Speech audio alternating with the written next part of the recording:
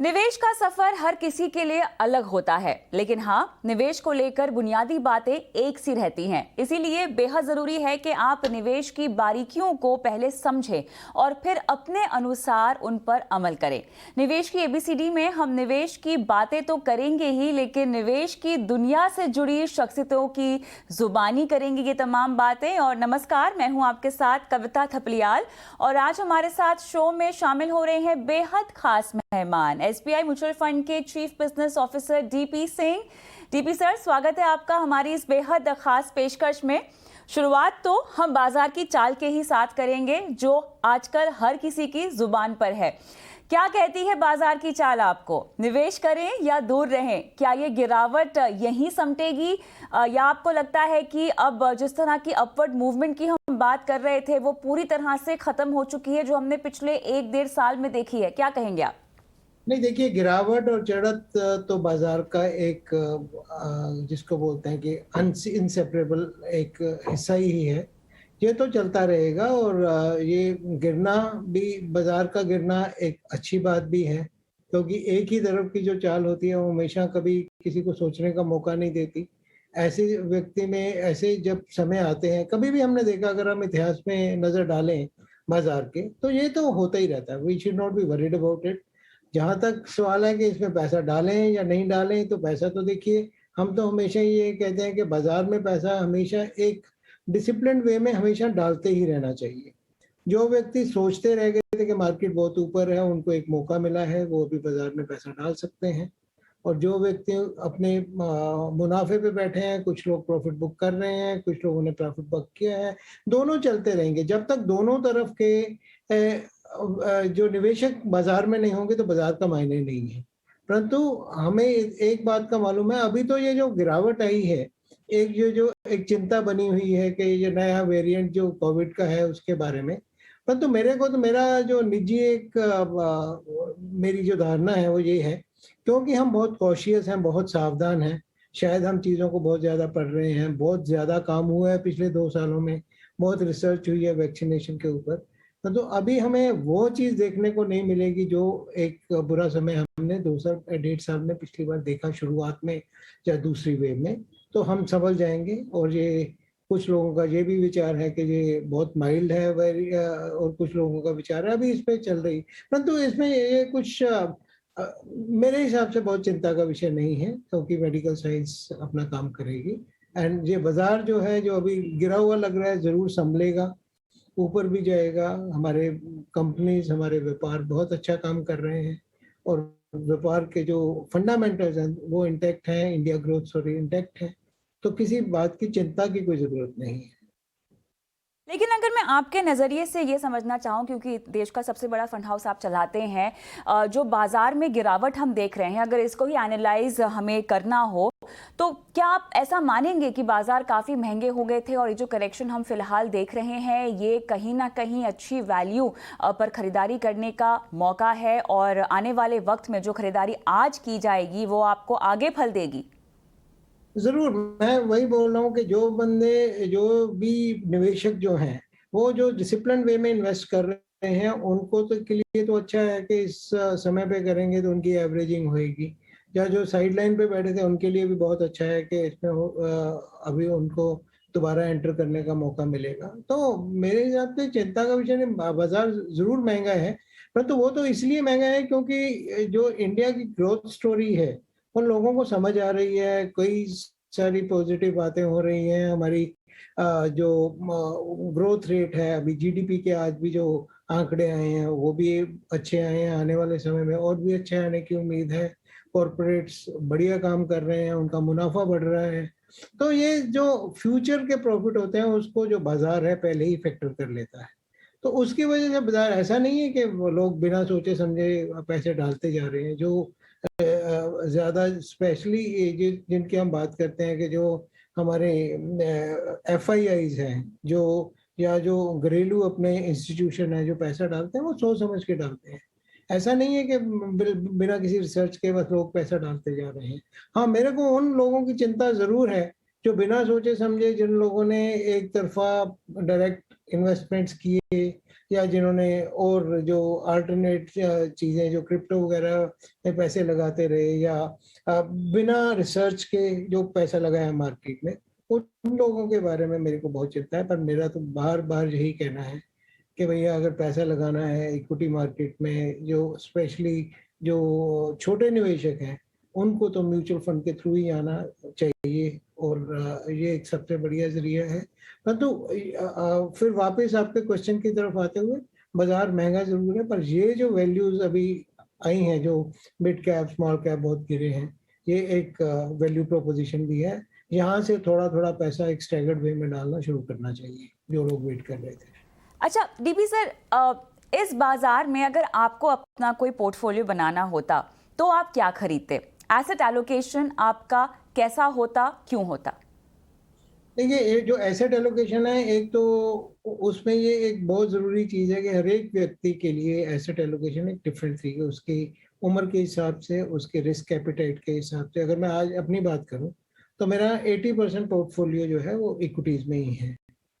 परंतु एक बात ये भी है कि पिछले 2-3 महीनों में मैंने और एडिशनल पैसा इक्विटी में नहीं डाला, ये भी एक है। और मैंने डाला है तो थोड़ा थोड़ा करके डाला है। जैसे कल कुछ था तो मैंने पैसा डाला, तो उसमें यही है कि मैं तो इक्विटी में डालने वाला व्यक्ति हूँ, तो मैं अभी भी डालूंगा तो इक्विटी में ही डालूंगा, और कुछ थोड़ा थोड़ा करके अपना मैं इसको हिस्सा बढ़ाता रहता हूँ। मेरे लिक्विड में पैसे पड़े हुए हैं 20% 25%, तो उनमें से पैसा निकाल के मैं अपने इक्विटीज में और डालूंगा।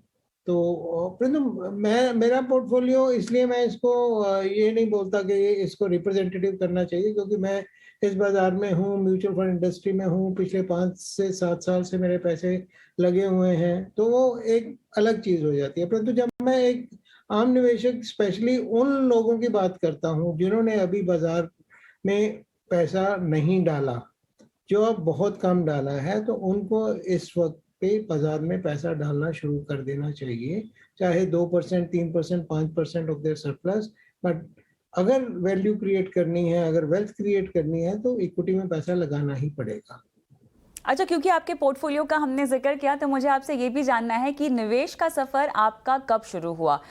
निवेश को लेकर आपको समझ कब आई? बहुत लेट समझ आई। अगर मेरे को पहले समझ आती तो शायद कहानी अलग होती। जी। मेरा जो इक्विटी में पार्टिसिपेशन में, जब मैं I started investing in my 40s। अच्छा अच्छा, ओ। तो पहले नहीं समझ आई, किसी ने नहीं बताया या नहीं समझ पाया।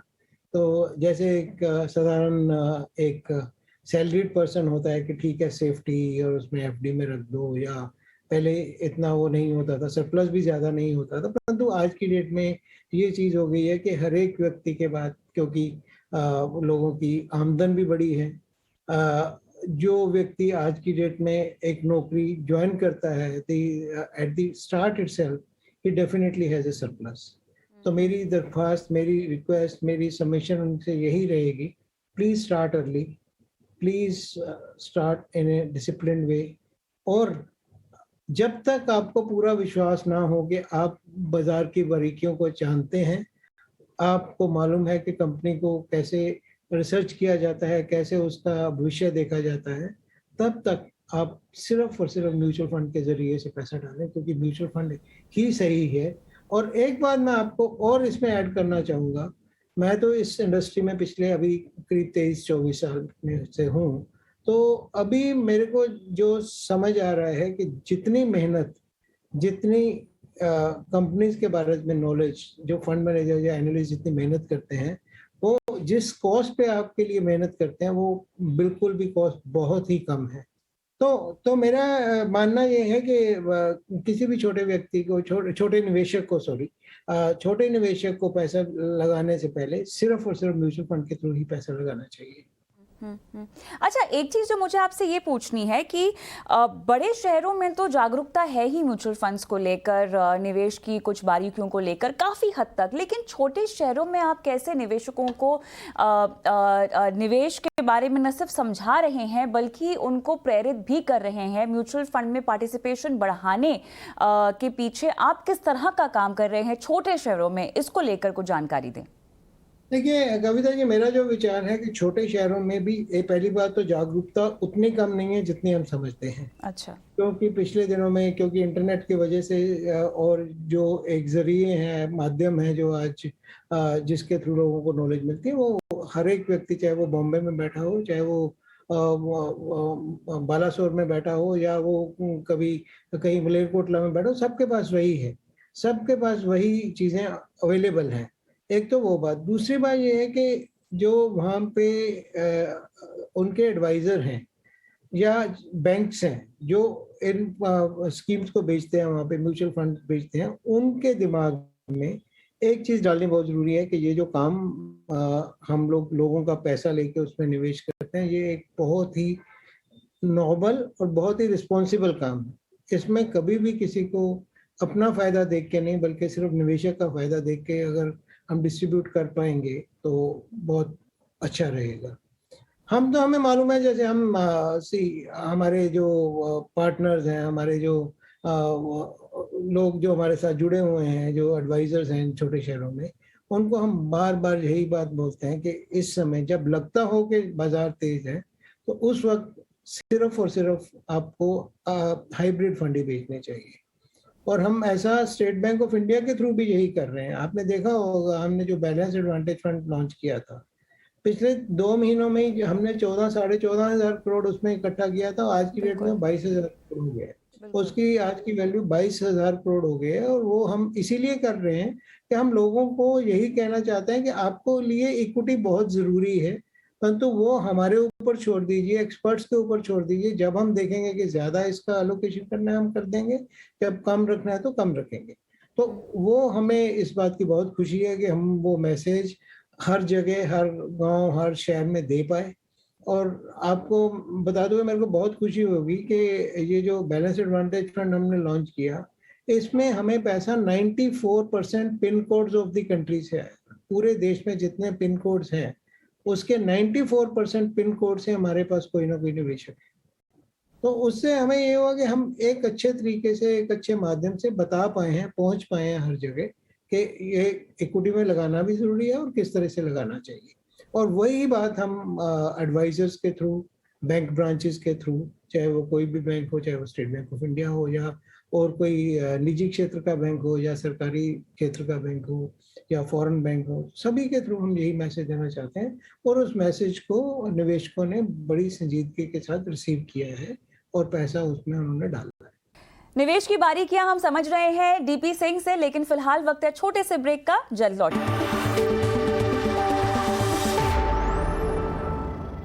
जिस तरह से इस फंड की सक्सेस ने सुर्खियां बटोरी हैं, ये इस बात का सबूत है कि अगर निवेशकों को अच्छी तरह से समझाइश दी जाए, अगर उन्हें जागरूकता मिले, उन्हें साक्षरता दी जाए, उन्हें जहां तक आर्थिक आज़ादी या निवेश की पूरी प्रक्रिया के बारे में ही अगर समझाने की बात हो, अगर वो ठीक से किया जाए, ढंग से किया जाए, तो आपको बिल्कुल निवेश आता हुआ दिखाई देगा। लोग अपनी आर्थिक बागडोर अपने हाथ में लेने को हमेशा तैयार होते हैं, सिर्फ उन्हें जरिया नहीं पता होता। साथ ही म्यूचुअल फंड एक ऐसा तरीका है, एक ऐसी व्हीकल है जिसमें आप इक्विटी में पार्टिसिपेट कर सकते हैं छोटी से छोटी राशि में। लेकिन आज की जो हमारी युवा जनरेशन है डीपी सर, जो मिलेनियल्स हैं, वो म्यूचुअल फंड के आगे भी कई सारे इन्वेस्टमेंट ऑप्शंस को, एवेन्यूज को कंसीडर करना चाहते हैं। और यहाँ पर मैं क्लियरली क्रिप्टो करेंसी की बात करना चाहती हूँ, जिसको लेकर अभी फिलहाल क्लैरिटी नहीं है। हो सकता है आने वाले वक्त में हमें समझ में आ जाए किस तरह से इसको सरकार ट्रीट करना चाहती है, आरबीआई किस तरह से इसको ट्रीट करना चाहती है। लेकिन एज एन इन्वेस्टमेंट मुझे ये समझना है कि कुछ लोग तो हैं जो क्रिप्टो करेंसी में इंटरेस्टेड हैं, पैसे भी डाल देते हैं और मुनाफा कमाना चाहते हैं, लेकिन कुछ वही निवेशक हैं, जब बात आती है म्यूचुअल फंड में पैसे लगाने की, तो हमसे 10 सवाल पूछते हैं। जबकि देखा जाए तो म्यूचुअल फंड एक बेहतर रेगुलेटेड इन्वेस्टमेंट प्रोडक्ट है क्रिप्टो करेंसी के मुकाबले। ऐसा क्यों है? देखिए, लोग सवाल पूछते हैं क्योंकि जवाब देने वाले हैं। बिल्कुल सही कह रहे हो आप। तो क्रिप्टो करेंसी में जवाब देने वाला ही कोई नहीं है। वो सिर्फ ये देखते हैं कि इतने लगाए थे, इतने बन गए, और उसमें डिमांड कहाँ से आ रही है और सप्लाई कहाँ से आ रही है वो किसी को मालूम नहीं है। सरकार भी बड़ी संजीदगी के साथ आज सोच रही है इसके बारे में। आज मैं दोपहर में जब संसद में इसके ऊपर चर्चा हो रही थी, तो मैं भी उसको सुन रहा था। तो लोग किसी को टेक्निकली किसी को मालूम नहीं था। वो जो लोग यही कह रहे थे लोगों का पैसा बना है, लोगों ने पैसा लगाया है, उसके बचाव आप कैसा करोगे, तो उनका कैसे आप ध्यान रखोगे। अरे सरकार तो एक आपको बता सकती है कि हम इसको रेगुलेट नहीं कर सकते, हमारे बस में नहीं है, आप अपने हिसाब से रिस्क लीजिए। युवा पीढ़ी का क्या रहता है कि वो थोड़ा इसमें दूसरों को देख के कि उसने 2 लाख लगाया था तो 4 लाख हो गया, जिसने और 4 लाख लगाया तो मैं भी 5 लाख लगा देता हूँ। और मेरे को उस बात का बहुत दुख होता है। देखिए आज की डेट में 2 दिन बाजार गिरा और लोगों में इतनी हैरानी है, और जबकि ये एक टेम्परेरी चीज है बाजार गिरा। और क्रिप्टो करेंसी मेरे एक सहयोगी हैं, उन्होंने मतलब सिर्फ देखने के लिए सिर्फ 10,000 रुपया डाला करीब 15 दिन पहले क्रिप्टो करेंसी में, और उसकी आज की वैल्यू 4,000 है, 5,000, 4,500 रुपए है। तो अगर वो म्यूचुअल फंड में हो जाए तो पूरे देश में हाहाकार मचेगी, परंतु इसमें जिसका पैसा जाता है वो बोलता नहीं है, और जिसका पैसा गिरता है वो बोलता नहीं है कि मेरा पैसा कम हो गया, क्योंकि उसको किसी ने बताया तो है नहीं। उसने ये अपने बलबूते पे ही एक लोगों की सुन के, लोगों की बात सुन के ये पैसा लगाया है। मेरे को भी मालूम नहीं है, इसलिए मैं ज्यादा इस पे बात नहीं करूंगा। जो चीज समझ नहीं आती तो उसके बारे में क्या बात करें। पर तो बिल्कुल। मेरे हिसाब से कोई रेगुलेशन नहीं है, और रेगुलेशन है भी हाँ। तो that is on the negative side. I think people should stay away from this for the time being. बिल्कुल, जब तक कोई क्लैरिटी नहीं आ जाती है, एक खाका सामने नहीं आ जाता, तब तक तो आपको बिल्कुल नहीं करना चाहिए। लेकिन क्योंकि हम आपकी इन्वेस्टमेंट जर्नी पर भी थोड़ा सा फोकस करेंगे इस हमारी खास पेशकश में, तो आपने कहा कि 40 साल की उम्र में आपने शुरुआत की इन्वेस्टमेंट की, तो सबसे पहली गलती तो आपने खुद कहा कि लेट हो गए। उसके बाद कोई गलती हुई आपसे निवेश में, निवेश विकल्प गलत चुन लिया, या समय के लिहाज से, टाइम होराइजन के लिहाज से कहीं पर कोई गलती हुई? कोई गलती निवेश को लेकर जो आप बताना चाहें, शेयर करना चाहें?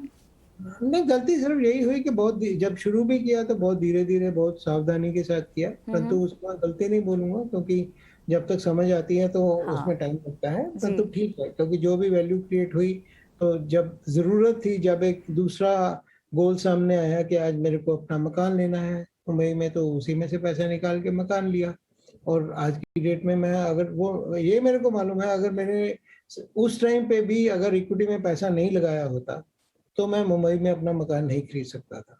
मेरे इतने वो नहीं थे, तो वो इसीलिए कर पाया क्योंकि मैंने सही, फिर भी बोलता हूँ कि कंपैरेटिवली सही टाइम पे लगा लिया था। हाँ। मैंने 40 साल की उम्र में लगाना शुरू किया, तो अब मैंने अपना पहला घर खरीदा तो मैंने 52 साल की उम्र में खरीदा, तो अच्छा उसमें मेरा वेल्थ क्रिएशन हुआ, that gave me lot of confidence. और उसके बाद भी फिर जब सरप्लस निकला हाँ। तो उसमें उसको इक्विटी में ही डाला। तो इसलिए मेरे को कोई ऐसा नहीं लगता कि मैंने कोई गलती की, क्योंकि मैं एक चीज समझ आ गई कि हर रोज अपनी वैल्यूएशन देखनी नहीं है।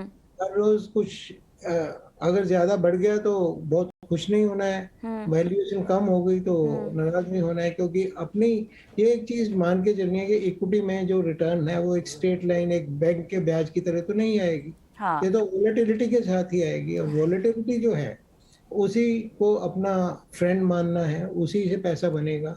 जब वोलेटाइल होता है, जब पैसा बाजार बहुत गिरता है तो थोड़ा पैसा और लगा दो, चढ़ता है तो ठीक है, उसमें आपको वैल्यूएशन बनती है। तो उसमें सबसे बड़ा सब मैंने ये सीखा कि इसकी तरफ देखो मत, रोज रोज देखो मत, जब आपको जरूरत हो तब उसकी तरफ देखो। अगर हम देखते रहेंगे, परेशान होते रहेंगे, तो मेरे को इक्विटी में नहीं होना चाहिए। दूसरा ये है कि शॉर्ट टर्म के लिए कभी नहीं डालना कि पैसा डालना, जो पैसा मेरे को अगले 3 महीने, 6 महीने, 1 साल में चाहिए, वो कभी भी इक्विटी में मत डाल। उसमें अगर आपको पैसा बन गया तो आपकी किस्मत। कोशिश ये है कि पैसा 3 साल से 5 साल के बीच में ही बनता है, अगर आप बना के रखते हो। हाँ, अगर आपका 1 साल में आपका गोल हो गया, आपका सपोज 50% मिल गया, तो आप अपना प्रॉफिट बुक कर सकते हो, इसमें कोई डाउट नहीं है। परंतु अगर वो 1 साल में 20% कम है तो कोई, तो जब हमारे किसी एक एडवाइजर ने बोला कि आपको अपना पैसा डेट में लगाना चाहिए, तो उनका आगे से जवाब ये था, अरे ये मेरा पैसा नहीं है, मेरे पास अपने लिए पैसा बहुत है, मेरे पास पेंशन बहुत आती है, मेरा रूटीन का, ये पैसा तो मेरी नेक्स्ट जनरेशन के लिए है, and I want to create wealth for next generation. इसको पूरा इक्विटी में डालिए और अग्रेसिव इक्विटी में डालिए।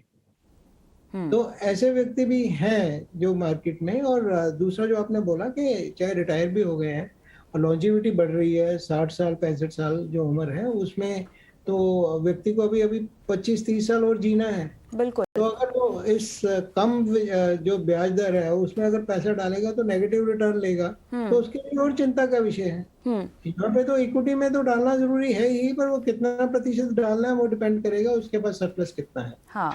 Is having 5 years of money जो उनके पास अवेलेबल है आज की डेट में अगले 5 साल के लिए, तो उनको सारा पैसा इक्विटी में डाल देना चाहिए। बिल्कुल। हर 5 साल का पैसा है हाइब्रिड में या किसी ऐसे उसमें डालना चाहिए जो उनका अगले 4-5 साल का ध्यान रख सके। उसके अलावा जितना पैसा वो सारा इक्विटी में ही होना चाहिए, बशर्ते उसका उम्र का सवाल ही नहीं है। सही बात है। आपकी उम्र जो भी हो, अगर आपको ये पता है कि आपका पोर्टफोलियो वेल डाइवर्सिफाइड है, और वेल डाइवर्सिफिकेशन से मेरा मतलब ये है कि इक्विटी पोर्टफोलियो में केवल लार्ज, मिड और स्मॉल कैप ही नहीं बल्कि ओवरऑल एसेट एलोकेशन का अगर आपने ध्यान रखा हुआ है, तो आपको ना ही बाजार से डरने की जरूरत है और ना ही बाजार के उतार चढ़ाव से। बहुत बहुत शुक्रिया टीपी जी, समय निकालकर हमसे बात करने के लिए, और निवेश की एबीसीडी में मुझे भी इजाजत दें। नमस्कार।